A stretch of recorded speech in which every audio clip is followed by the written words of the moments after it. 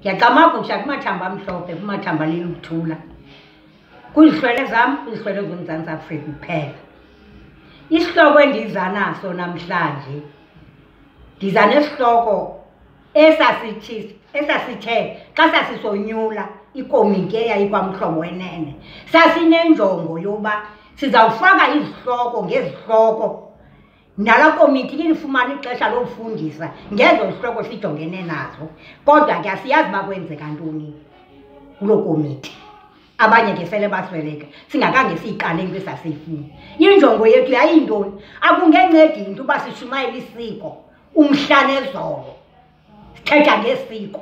Isiko lenziwa kanye enyakeni nakabini enyakeni kuloo mzi. Akushunyayelwa ke pha kuthethwa nezihlwele emhlawumbi sisewumuntu ogulayo sithethe ngezwi aphakame lo muntu ugulayo.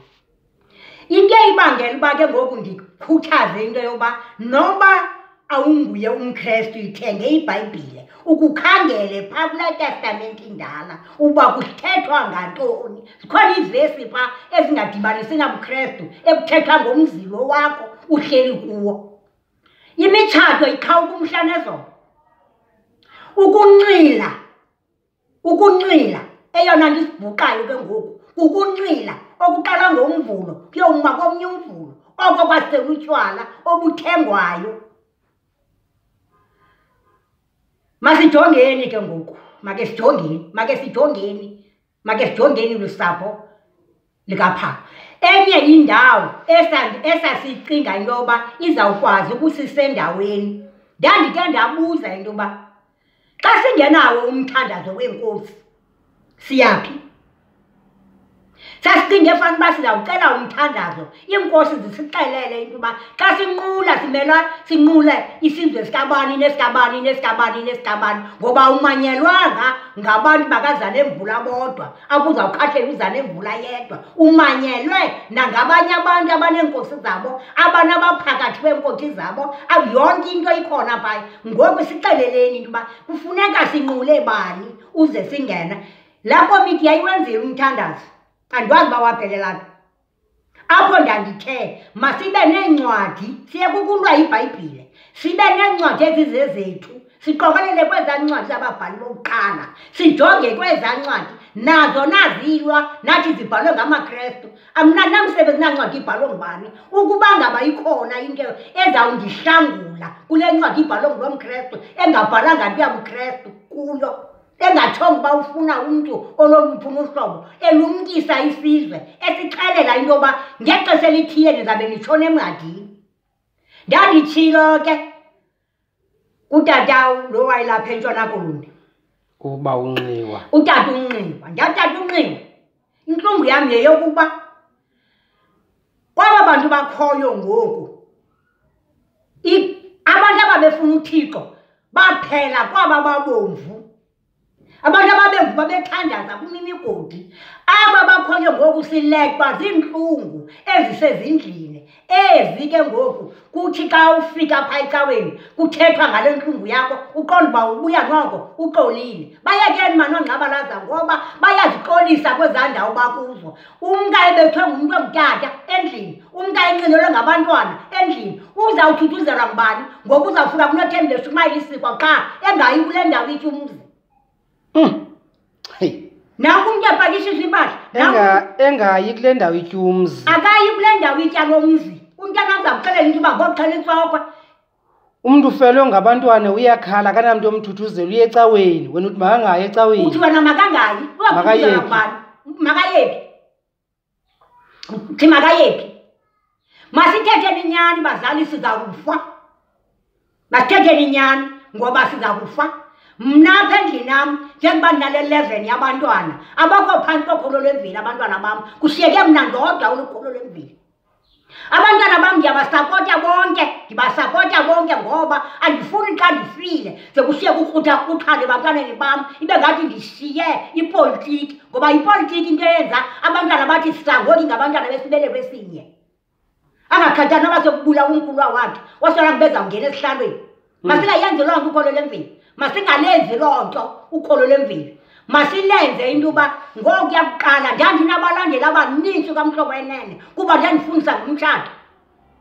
Ndandinabalandeli abanintsi ndade ndadibana nomnye komani wathi mama ngexesha lakho ndisuka noba sendisemsebenzini ndileqe into yoba ndizokumamela ukuzawuthina. Ndandinabalandeli mna kaMhlobo Wenene into layo ke ndemka. Kodwa umtshato uphelile ebantwini bathuthuzeleni sabuxoxa ngamasiko wodwa. Inkolo ayigxila ngesiko elilodwa, isiko ikuqhala ngelo xesha kuba nangoku kuzawugqithe. Eqala igqithile nithi lo mntu makathini. Bekumele uba inkolo kaNtu ijongana nentlalontle yoluntu nenkcubeko. Uthetha ngenkcubeko uzawuthetha ngabantu abahleliyo ujonga aba bantu babahleli kanjani. Kufundiswa abantwana indlela yokuziphatha. Wandikhumbuza into ke ngoku ngoba ndike ndaxabana noonesi komnye unyaka ndibizwe entlanganisweni apha eBlue Hall. Xa ndifika phaya ndiyemngaphakathi kuloo ntlanganiso. Xa ndifika phaa kuqokelela abantwana abana-10 iminyaka banikwa ikhondom. Ndithi ninika abantwana ikhondom phambi kwam. Umntana ona-10 umnika ikhondom uthi makaye kweyiphi indoda. Uyakwenza ntoni kule ndoda yakuyo? Abafundiswa ngandlela yokuziphatha bona banikwa ulwazi loba mna ke nothembile ndithi ndiyolala nendoda ungendanga ndizawufa ndiyithetha loo nto. Qha yenzeke kodwa inqandwa. Iyenzeka kodwa ndiyayixela uba soze uye endodeni. Njengasecaweni abantu ekuba abayeki ukona kuba abashumayeli beshumayela. Abashumayeli benza umsebenzi wabo bathi izwi likaThixo lithi. Eba ke ngoku wena ungalimamela izwi likaThixo ukhethe uyozenzele yakho into ifuna wena nalapha esintwini bekumele uba sithi kasithethayo isintu sithi asikeke umuntu ayipotye ngokwakhe ngozithandela. Uba sifuna intshumayelo kukholo lemveli izawuqalela ekubeni uba ndandiyithethile le nto ndathi njengoba kuvulwa abantwana bayomitha ngabom umthetho ungathi uba hayi sanukuya baqhawuleka abantwana abanawumitha bonke xa umthetho unobekwa kuthiwe akho ndoda izawulala nomntana engendanga engamzekanga. Baqhubekeka ke kwacaba le nto esiyithetha yayivakali. Ngoku kukho isimbonono esoba abantwana abana-10 bamitha. Kakhulu mama. Inhlungu nantsi ke bazali. Ayiyo ne-10 baqala ku-9 ne-10 years. Kwaye kuthiwa bemitha njena bazuwa noodata ababamithisileyo. Nantso yona ndawo ifika ibe nzima. Nabo ubunzima. Njengoba sibukela eza-400 zabantwana abazipeyiswayo. Xa ena-18 iyaphela kuxa kufuneka ebheke esikolweni ngoba ngoku ebesayitya apha eKrishi ebesayitya kule ndawo befuneka enze entloko. Xa ena-18 le mntana le mali kuthiwa igranti iphelile uzawuya ngantoni esikolweni? Ezi mpahla zidurayo azawuziqalisa ngoku ngoba ngoku asemncinci uyamkhatyana ngempahla kwaPepe. Ngoku xa ena-18 ukuxelela ngeempahla ezinamagama azifunayo abe urhulumente ngapha le mali eyisusa. Ima kancinci ke mama ndifuna sihambe nayo kuba yivangeli yakwaNtu le sithetha ngayo ngoku. Ezi zinto zithethayo ngegama elinye uthi zezi zinto bekumele ukuba xa sishumayela eMhlobo Wenene sishumayela ngazo kuba awuyeki ukuthi xa uthetha isintu sithi nokokuba ke abantu abazukuyenza loo nto kodwa uyaqhubekeka wena usithi le nto ngokwasesintwini nantsi indlela. Awusikuthi kuba abantu bengayihambi indlela ube wena uyazi uba nazi indlela uthi ke ngoku kuba bengayihambi andizukuyikhomba indlela. Thina ke ngoku ingathi impazamo yethu esiyenzayo thina sifuna ukuwamkela amaxesha uba atshintshile. Sawugqiba ukuwamkela amaxesha atshintshile size neemfundiso esiziqambayo ezingezomfundiso ezisesintwini. Xa ungakwazi ukuyivala ke ngoku uyivala phezu kwale ndawo ndithetha kuyo.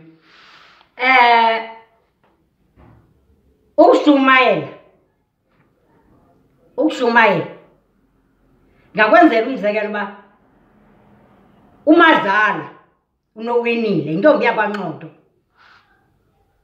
abazukulwana bakhe bebeke bafuna umbhukuqa bembhukuqela kwicala lobuKrestu kodwa kwathiwa uzawuthengelwa ibhedi. Umama wayithwala le qhiya incinci. Kwathi ukutshonela ngabe seyijule pha ithatha iqhiya yakhe. Uthi ngoku xa ndimbuzayo uba hayi bo mama, kwenzeke ntoni na kuwe Mpondomise? Athi ndinabantu abandibuzayo uba ndinikela njani ngomthetho wabo ebantwaneni. Andizange ndayilibala loo nto.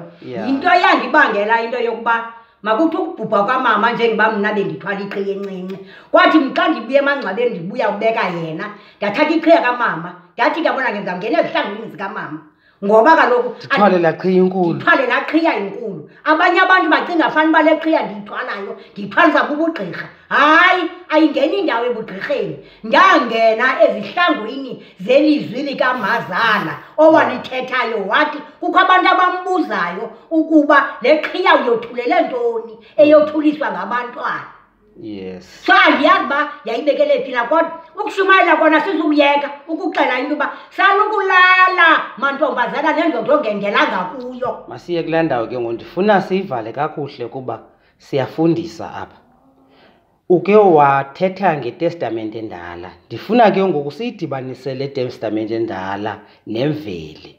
Uthe xa uthethayo ezaa zinto zibhalwe kwitestamente endala zizinto ezimalunga nentlalontle.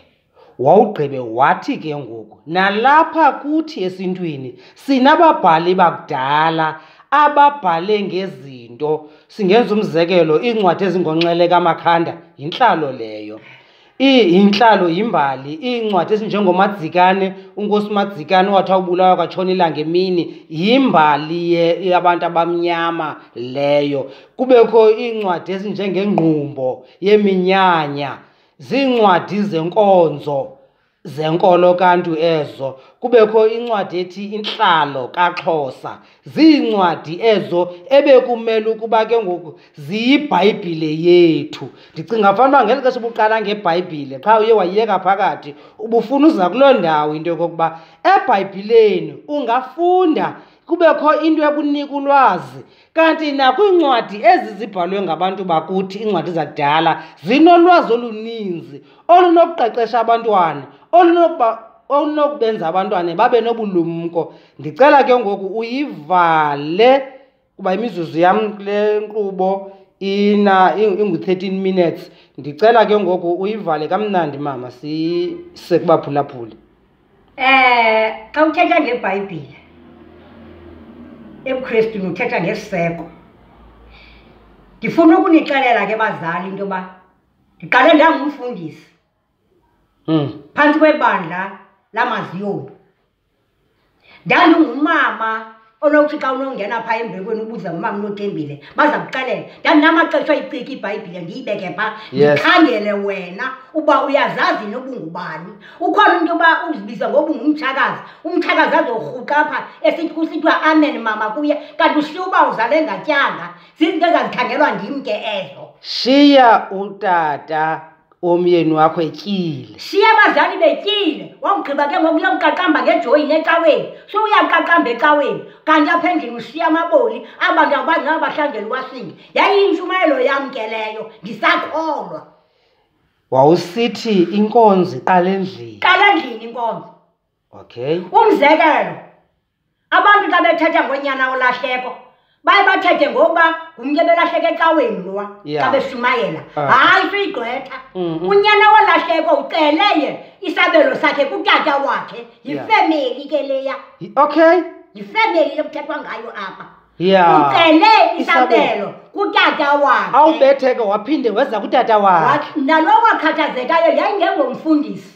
Ngumkhuluwa wakhe. Tata ndikwenzela yonke into. Kusathethwa ngendlu. Kusathethwa ngefemeli. Wabetheka unyana ulahleko phaa wabuya weza kutata wakhe. Wathi ndicinga intlutha esekhaya logama mna ndityale hagu apha akathi ucinge ecaweni. Singonyana bolahleko thina ngoku kusafuneka siyocela uxolo kumanyange, sicela amaxolo kwinkosi. Kuba sesihamba namaqalekiso neziqalekiso njena into yoba sikwazi uzithoba kwakwinkosi ezi zidalelwe ukuba mazisikhokele.